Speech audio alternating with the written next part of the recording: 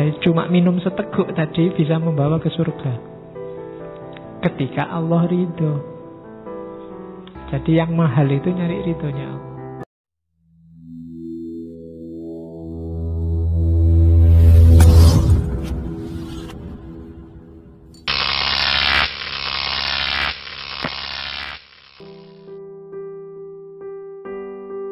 Hati-hati niatnya dijaga, karena kuncinya segala sesuatu itu ada di niat. Saya minum tadi, itu nilai minumku seperti apa tergantung niatnya. Kalau niatnya hanya menghilangkan haus, ya cuma hausnya hilang itu dok yang saya dapat. Kalau niatnya hanya mencontohkan teori ilmu, hanya contoh itu dok yang saya dapat dan kalian dapat. Kalau niatnya menjaga tubuh biar tetap sehat, hanya itu yang saya dapat. Maka hati-hati. Dia bisa hanya minum tadi, bisa membawaku ke surga, bisa bernilai ibadah, bisa loh, macam-macam.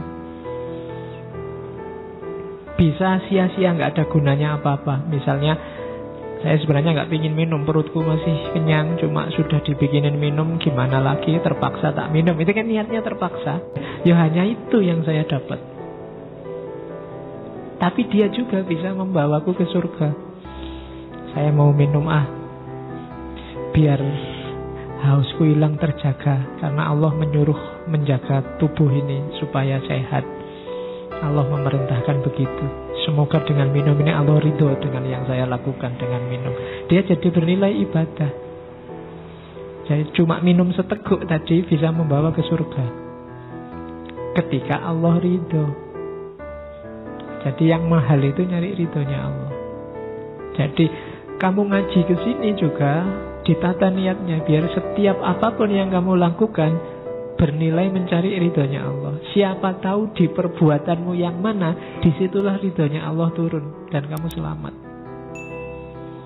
Makanya kemarin-kemarin banyak sekali cerita yang pelacur yang menyelamatkan anjing yang kehausan, dan gara-gara menyelamatkan anjing sekali itu dia bisa masuk surga.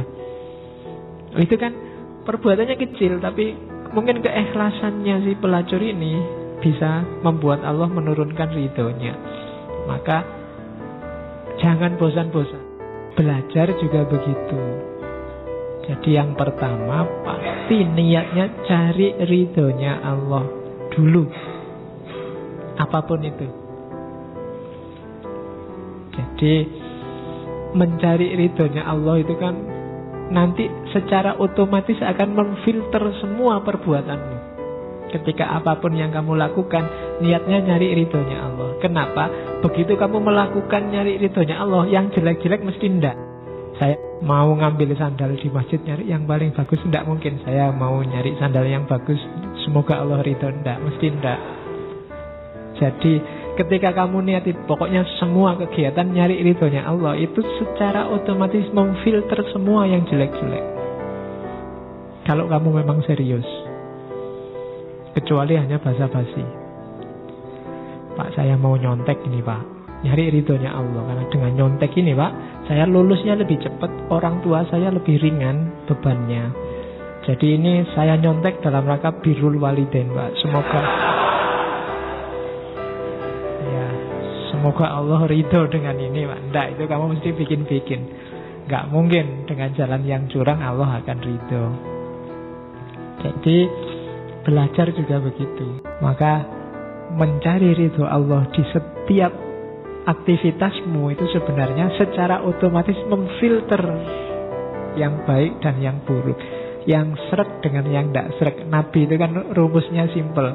Baik itu yang kalau kamu lakukan itu kamu dilihat orang lain kamu tidak masalah, tapi yang dosa itu mahaka fisodrika, yang kamu ragu-ragu, dan kalau orang lain tahu kamu malu, kamu tidak suka, itu kemungkinan besar dosa.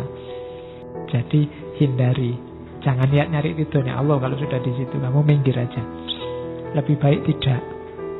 Kalau terpaksa ya tidak diulangi. Kalau sudah Ya kan, banyak orang momen tertentu itu dimensi manusianya hilang. Dimensi manusia itu yang tadi akal sehatnya tidak jalan dalam banyak hal. Maka orang yang bisa ma'rifatun nafsi tadi, memahami diri itu, coba kamu muhasabahlah, dalam momen apa kamu sering kehilangan dirimu, sering akal sehatmu tidak jalan. Dalam kondisi sangat sedih kah, atau sangat seneng kah, atau dalam kondisi apa? Nanti coba kamu cermati dan kamu ingat-ingat, kamu hati-hati di situ. Saya itu kalau sedih sih malah ingat Allah, Pak. Kalau seneng juga ingat Allah. Saya lupa Allah itu kalau pas duitnya habis misalnya, atau kalau pas mau ujian akhir, itu biasanya sudah tidak terlalu itu lagi, Pak. Yang penting bisa nilainya A aja. Nah, itu kamu coba baca dirimu sendiri. Kamu sering kehilangan diri waktu apa?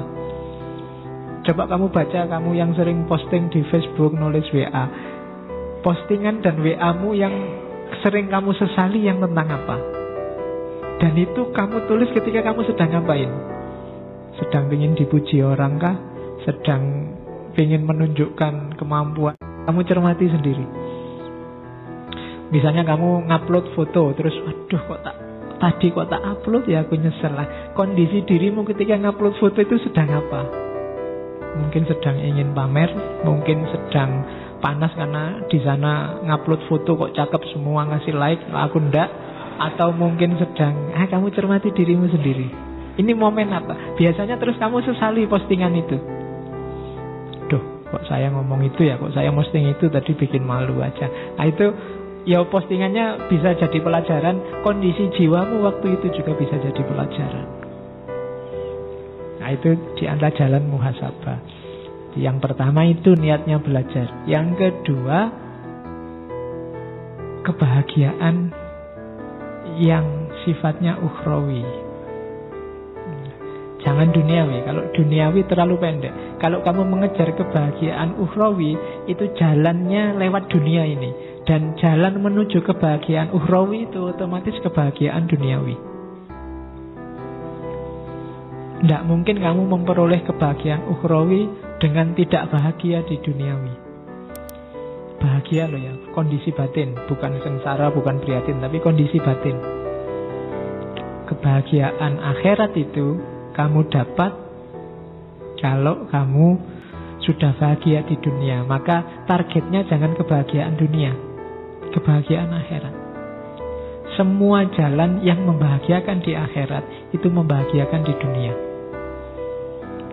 Silahkan kamu cari sendiri, kamu rasakan sendiri. Untuk bahagia di akhirat, bahkan yang ibadah saja, ibadah itu kan membahagiakan. Sholat, zakat, puasa, haji, itu momen-momen kebahagiaan, momen membahagiakan.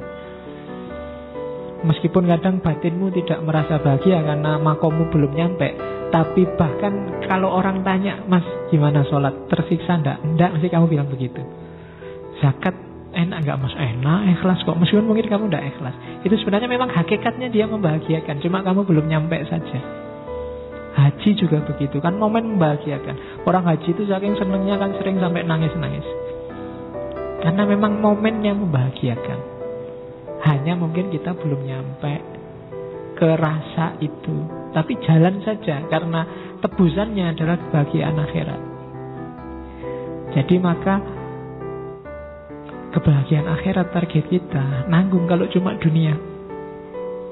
Dan jalannya bahagia akhirat itu bahagia dunia. Untuk bahagia akhirat kita butuh sedekah yang banyak, butuh zakat. Itu kan butuh kaya berarti. Dan kaya itu di dunia membahagiakan.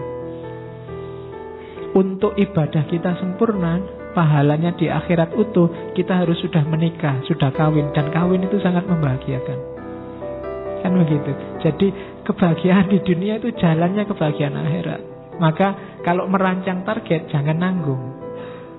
Jangan cuma dunia, bahagia juga di akhirat. Belajar juga begitu. Saya niat ngaji biar di akhiratnya bahagia. Ngajinya sendiri juga membahagiakan. Dan kamu akan sampai di akhirat bahagia juga. Oke. Dan hal-hal yang jelek, yang menjauhkan dari bahagia akhirat itu biasanya susah semua. Ya tinggal kamu nyari contoh. Ninggal sholat itu kelihatan enteng, tapi coba kamu tinggal sholat, dirimu sendiri gelisah. Kalau ketahuan orang, malunya luar biasa. Zakat, duitnya banyak tapi tidak mau kurban, tidak ketahuan orang kan kita malu. Tidak bahagia di dunia, tidak bahagia di akhirat. Jadi tidak. Yang tidak membahagiakan di dunia biasanya nyambungnya tidak bahagia di akhirat. Tidak bahagia bukan berarti hidupnya terus kaya, hidupnya terus tidak sengsara. Tidak, kalau bahagia itu kan kondisi state, kondisi batin. Jadi cari kebahagiaan akhirat. Yang ketiga, niatnya belajar itu memerangi kebodohan, baik diri sendiri maupun orang lain. Kalau ilmumu tambah kan enak, bisa meluruskan orang lain yang bengkok, dan kamu sendiri jadinya lurus. Jadi ini makanya cari ilmu ini sejenis jihad. Jihadnya para muta'alim itu ya cari ilmu ini. Ini perang ini. Yang diperangi siapa? Kebodohan. Ya kan? Pokoknya yang jenis-jenis kebo itu kan jelek. Kebodohan, kebobrokan. Ya.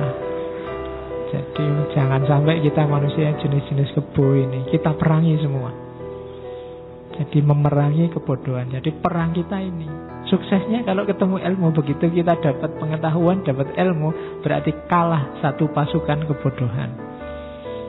Nah, orang lain yang masih kalah sama jenis kebodohan ini kita bantu biar dia juga bisa mengalahkan. Jadi amalnya orang berilmu itu memerangi kebodohan dan membantu orang lain menaklukkan kebodohan. Nah, kamu niati ini. Nawa itu nyari ilmu untuk cari ridho Allah, nyari bahagia akhirat, memerangi kebodohanku sendiri, dan syukur-syukur bisa membantu menerangi kebodohannya orang lain. Yang keempat, mengembangkan dan melanggengkan Islam. Dengan semakin berkualitasnya umat Islam, Islam akan semakin langgeng. Jalannya umat Islam semakin berkualitas apa? Ilmu. Kalau kamu ingin bela Islam, jadikan dirimu muslim yang sangat berkualitas. Dari situ Islam akan berkembang dan langgeng. Orang lihat kamu, ternyata Islam memang indah. Wongnya pinter-pinter, cerdas-cerdas. Kayak kita, wow, lihat peradaban Islam abad tengah, zaman Abbasiyah, zaman Umayyah, zaman Turki Utsmani itu kita wow ke sana. Kenapa? Ilmu berkembang pesat. Orang Barat malah belajar ke kita.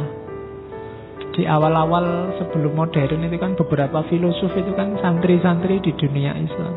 Madrasah-madrasah besar seperti Nizamiyah jadi pusat intelektual dunia. Jadi kalau ingin Islam ini langgeng, Islam ini berkembang, Islam ini jaya, kuncinya di kamu. Wasilahnya apa? Ilmu. Allah sendiri sudah janji kalau kita berilmu derajat kita naik. Kalau kamu merasa derajat Islam di dunia ini sekarang sedang terlunta-lunta, direndahkan di mana-mana, jangan-jangan memang kita kalah di dunia ilmu. Maka derajat kita tidak naik-naik. Allah sendiri yang janji. Maka ayo kita nyari ilmu, ayo membuat diri kita berkualitas. Orang yang berilmu, yang tadi cirinya antara lain beramal tadi kan. Dengan ilmu kita wujudkan dunia Islam yang langgeng, yang berkembang. Otomatis orang nanti tertarik ke kita. Disitulah jalannya Islam jadi rahmatan lil alamin.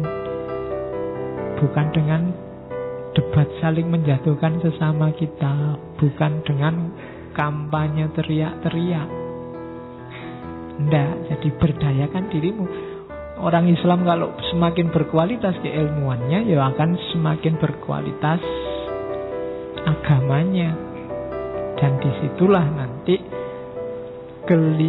akan lahir kejayaan Islam, izzul Islam wal muslimin. Tanpa harus kita maksa-maksa orang lain menghormati kita, otomatis orang akan menghormati kita. Gak usah kamu teriak-teriak, hormatilah Islam, hormatilah orang yang berpuasa. Kan sering begitu, hormatilah. Gak usah diperintah. Hormat itu kalau diperintah gak jadi hormat, itu namanya terpaksa. Biarkan mereka hormat dengan sendirinya. Caranya apa? Bikin hidup kita berkualitas, beradab, berperi kemanusiaan. Jalannya ilmu. Maka nyari ilmu, niatilah itu.